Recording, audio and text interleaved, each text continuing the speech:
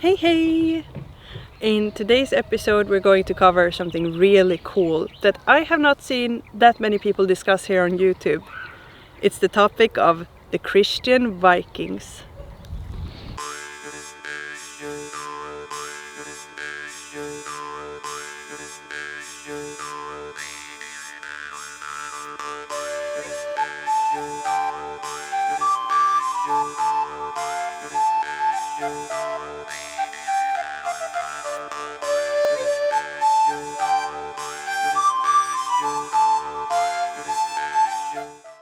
In the small society of Valhyr, on the western side of the mountain Billingen, there is something peculiar that has been discovered in the soil. In a huge cluster of ancient leavings from the Mesolithic era, migration period and early medieval ages on Billingen, amongst rune stones, abbey ruins and stone ships, something truly groundbreaking was discovered. Something that would rewrite the knowledge of the Swedish Iron Age. This is the place where one of the earliest Swedish stone churches was built by none other than the Vikings. Let me put in a little disclaimer here and clarify something. When I say Vikings, I do not only mean the people of this part of Götaland during the later part of the Scandinavian Iron Age. I do mean that there are evidence showing that going abroad on ships is what might have financed this little community and this stone church. I also know that some are very precise about the expression Vikings, and I am not one of those people. I am a Scandinavian with a degree in culture, heritage studies and archaeology, and the term that is mostly used in these circumstances in Sweden, where I am from and where I have my main geographical area of study, we say the Viking Age, and we use the term Vikings of the people living during the Viking Age, because then everyone understands which part of the Iron Age I am talking about, and which culture and which geographical area. It is true that I would probably have to make a statement about which terminology I would use in an official academic thesis made for other academics, but nonetheless, I would still talk about the Vikings and the Viking Age. And I will definitely say it in a YouTube video, because this is not only made for academics, this is for everyone. So believe me when I say that I am more than aware of the theories around the etymology of the word. With that disclaimer out of the way, let's continue. This place is kinda extra exciting for me as well, because I personally have been here on an archaeological digging.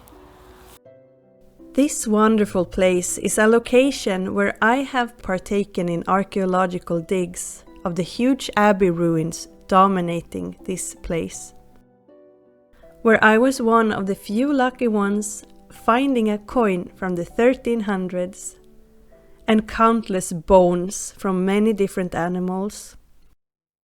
So it is all covered up now, but this is where I've been laying on my knees and hands and dug up a ton of skeletons. Anyhow, now on to the cool stuff this video is really about. Already in the 1920s, the hill behind the already dug up abbey ruins was investigated, and after a little bit of digging, they could see some limestone walls. And the archaeologists decided that this was probably just an old church in connection to the abbey, and they filled it up with dirt again and proceeded to continue on with the abbey ruins.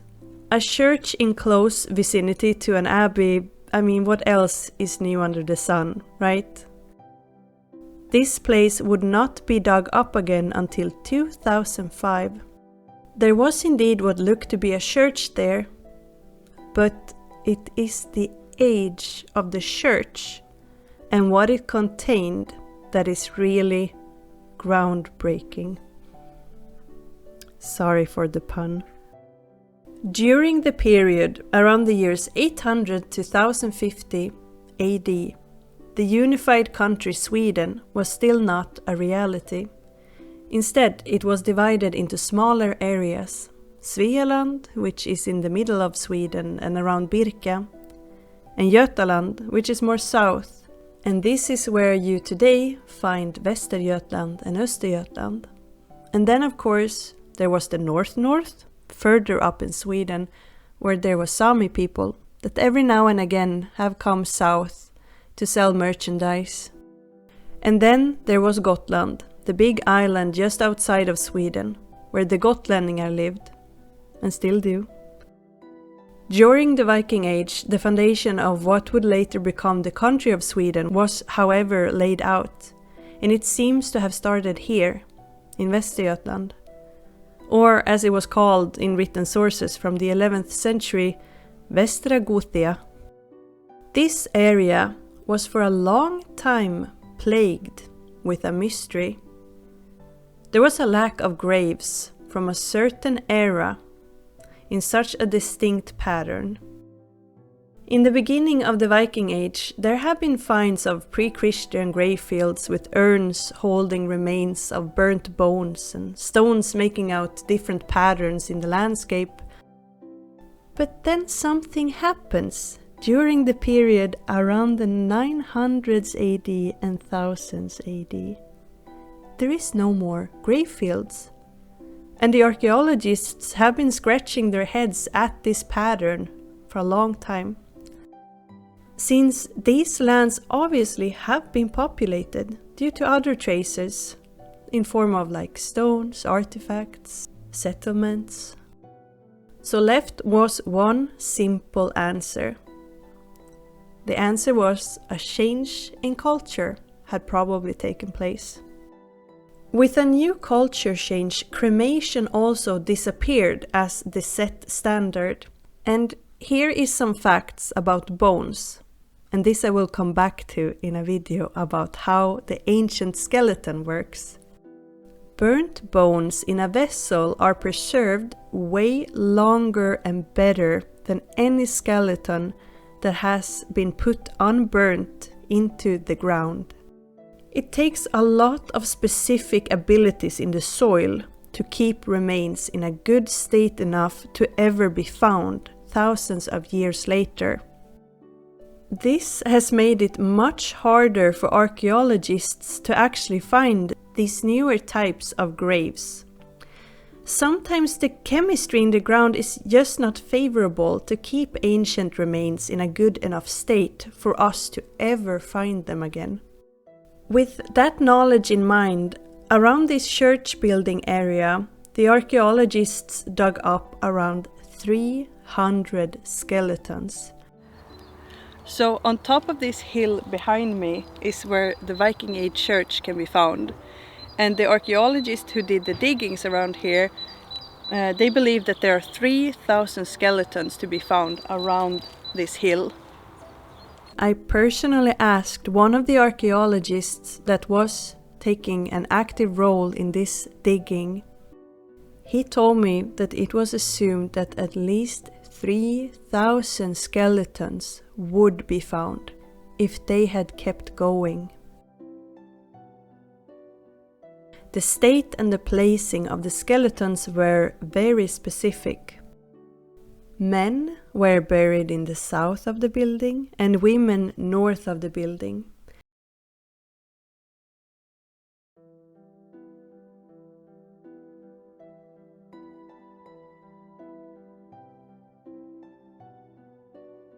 Their heads faced towards the west and their feet towards the east. This is a very typical Christian burial tradition. The closer to the building they were buried, the more grave goods has been found and the more beautiful the cists. And the further away from the building they are being buried, the more hard labor injuries you would find on the skeletons. One of the skeletons had some of his vertebrae grown together. This can happen after you injure your spine by lifting heavy, or if you just lift in the wrong angle and you never get to rest properly afterwards. The people buried further from the building also had a lack of any cysts. One individual was found in one of the walls of the church ruin. This person was buried together with a traveling altar, which might point to this person being a priest of his time.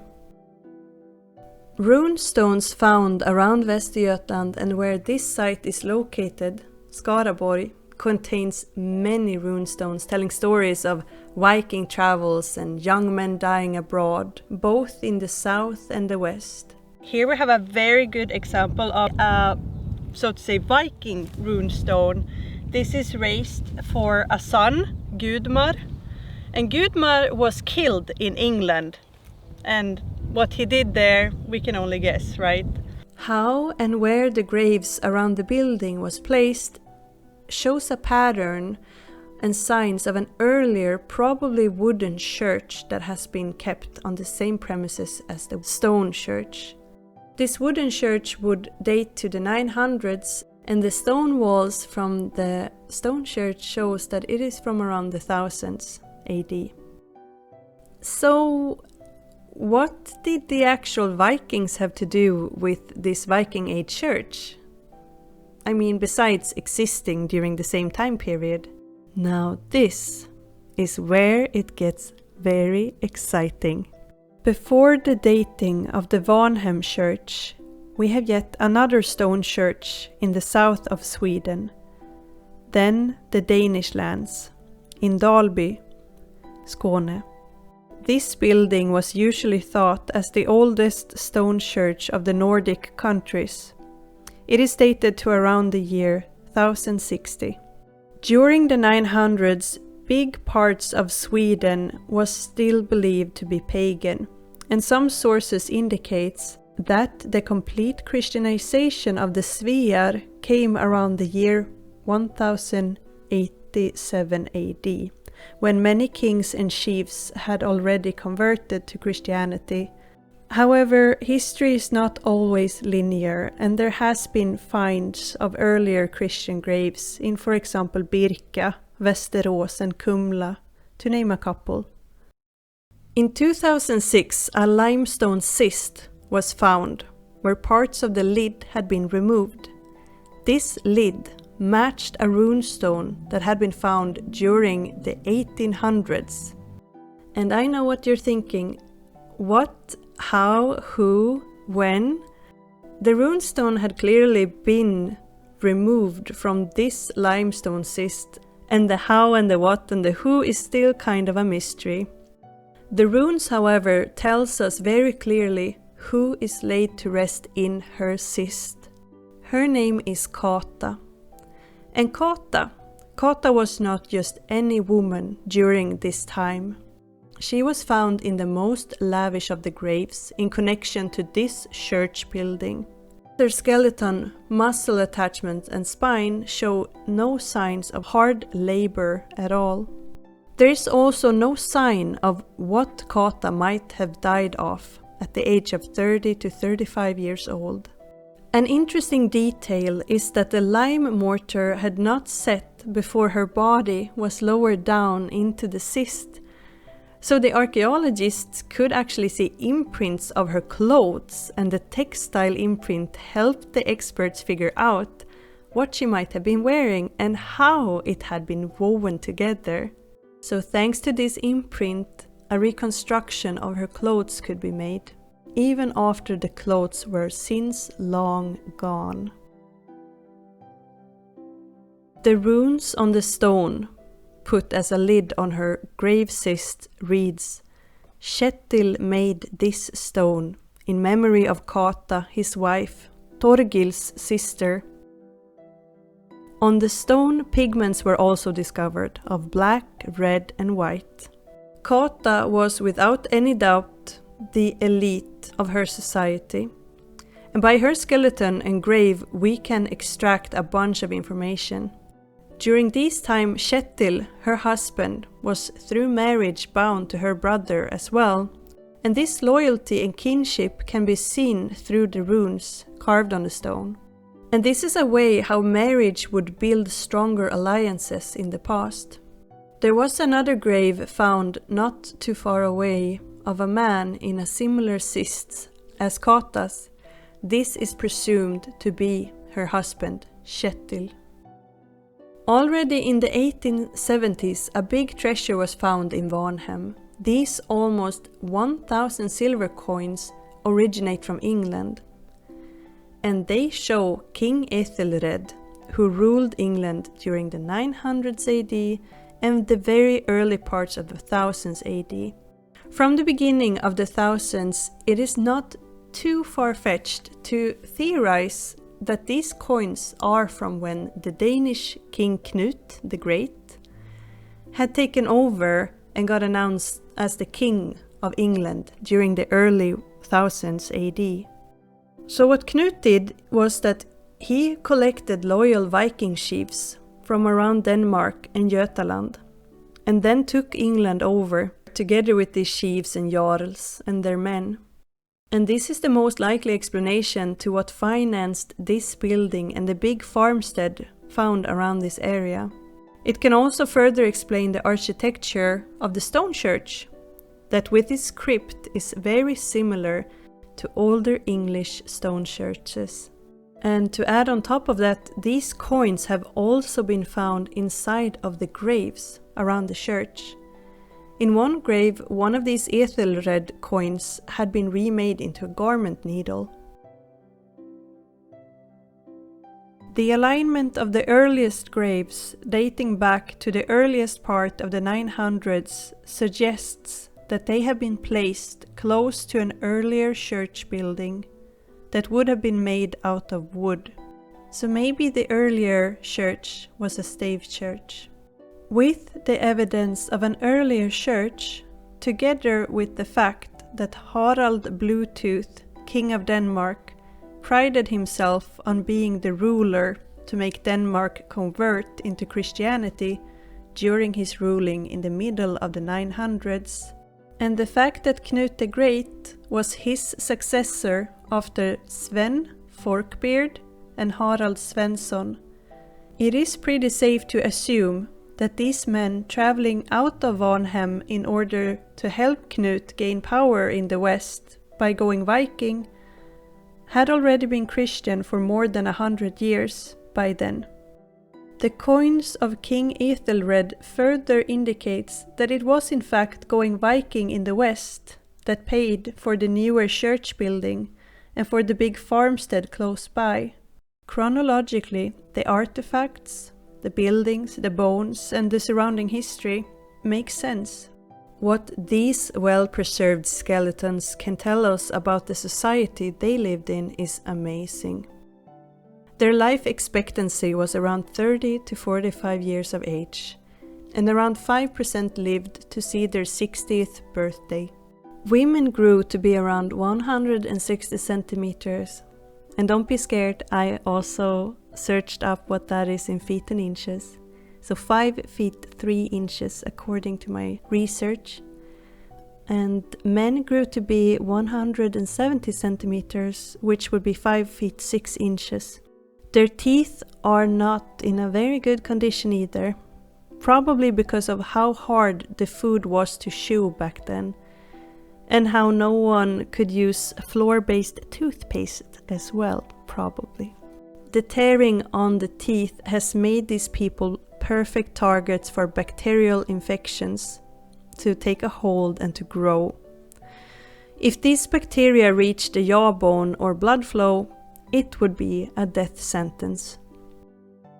It also shows the disturbing reality of how 25% of the graves belongs to children underneath and just around the age of 1 year old. And almost half of all of these graves are children underneath the age of 12. It also shows that humanity had reached a point where children were given graves just in the same capacity as the adults. They had their own tiny cysts, and these were extra close to the building walls, which shows concern for the smallest ones of their society. And if you look closely, you can see that the children's graves are positioned closest to the church wall, underneath the ceiling, so that they are kept safe from weather, and so they are also kept safe for the afterlife. This is truly an amazing place, with traces of settlements and graves going back to the Roman Iron Age, around 50 BC to 400 AD, and the Viking Age church and treasure, and the huge abbey surrounding the today standing medieval church, containing the graves of the last kings of Sweden, ruling from Western Götaland, the Erikska family. There is also a big stone mound from the Bronze Age on top of the hill behind the lake. Wherever you look around this area, there is layers of history, and many, many more might still be waiting to be uncovered.